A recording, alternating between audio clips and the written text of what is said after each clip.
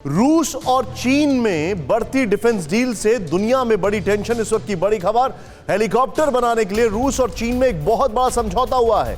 Helicopter के part, transport, steering, screw बनाएगा रूस। हेलीकॉप्टर डील पर रूस चीन में 13 साल से बात हो रही थी। रूस और चीन की डील को क्वाड का जवाब माना जा रहा है।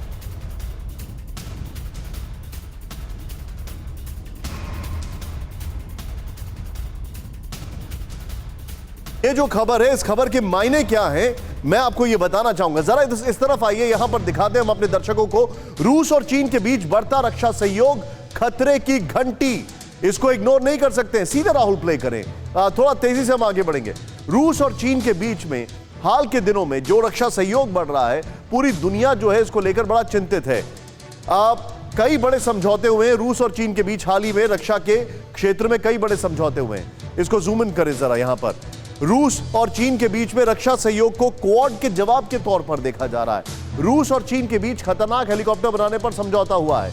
2012 में हुई पुतिन और जिनपिंग की मुलाकात में फैसला हुआ कि आर्म्स ट्रेड इनके संबंधों की धुरी होगी। नेक्स्ट, 2015 में रूस और चीन के बीच मिलिट्री सहयोग को लेकर तेजी आई। 2015 में रूस ने चीन को Su-35 एयरक्राफ्ट और S-400 जो है डिफेंस मिसाइल सिस्टम बेचा। 2020 में पीएलए ने लगातार तीसरे साल रूस मिलिट्री एक्सरसाइज में हिस्सा लिया। हाल ही में रूस और चीन ने घोषणा की थी कि दोनों मिलकर लूनर स्पेस स्टेशन बनाएंगे। मैं जाऊंगा ये ग्राफिक्स, और सिर्फ ये ग्राफिक्स के बाद सीधे शॉट्स पर है राहुल। ग्राफिक्स और शॉट्स मैं सीधे चलूंगा विष्णु सर के पास। सर, क्या क्वाड का ये स्पिल ओवर है जो यहां पर हो रहा है? क्योंकि मैं इसको एक तरीके से और देख रहा हूं। अमेरिका अपने F सीरीज को एयरक्राफ्ट जो है वो जापान को बेच रहा है, और चाइना बहुत इनसिक्योर है इस चीज को लेकर, और वो रशिया के साथ अलग अलग डील्स को आगे लेके जा रहा है। और 2012 में जो उनका डील हुआ वो अपने आप में एक बहुत बड़ा फैक्ट है। निशान जी नमस्कार। ये जो डेवलपमेंट हो रही है ये एक अच्छी डेवलपमेंट नहीं है किसी भी पॉइंट ऑफ व्यू से देखा जाए।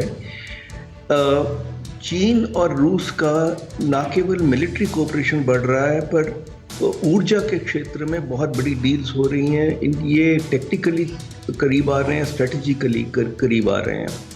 और क्वाड में चीन तो अपोज कर ही रहा है, रूस ना केवल अपोज कर रहा है पर बड़ा नेगेटिव बयान आए हैं, खासतौर पे फॉरेन मिनिस्टर लावरोव के। तो क्वाड ये अपना दूसरा बना सकते हैं, अल्टरनेटिव क्वाड की नहीं बना सकते, ये दूसरी बात है। पर ये जो कोऑपरेशन है हमारे लिए ये खतरे की घंटी है। एक कारण ये है कि हमारा अभी भी 50 से 60% जो डिफेंस इक्विपमेंट है रशिया से आता है। तो अगर ये सारी टेक्नोलॉजी चाइना के पास है और चाइना उसको भी इम्प्रूव करता है तो हमारी इफ़ेक्टिवनेस में फ़र्क पड़ता है।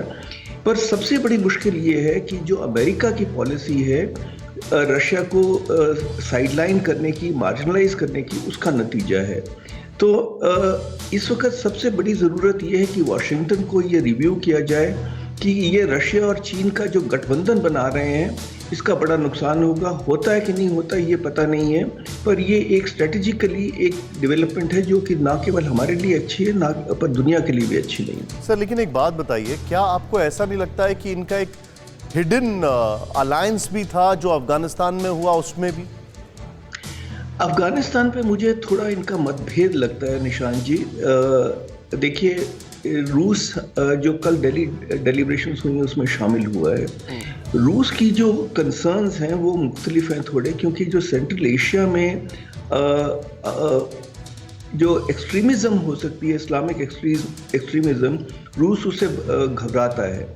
और चीन का मकसद सिर्फ अलग है। चीन एक तो एक्सप्लॉइट करना चाहता है रिसोर्सेज, और दूसरा शिनचियांग में उनका एक मकसद है और उनका नहीं है। तो रूस का थोड़ा सा ज़्यादा इसमें स्टेक्स भी ज़्यादा हैं और इनको फ़र्क भी है। मुझे नहीं, ये कोऑपरेट करेंगे, पर मुझे लगता है कि थोड़ा इसमें हमारे लिए अपॉर्चुनिटी है कि हम रूस के साथ और करीबी बातचीत कर रहे हैं अफगानिस्तान के मुद्दे पे। Okay, understood. परवाह देश की, सोमवार से शुक्रवार रात 10 बजे TV9 भारतवर्ष पर।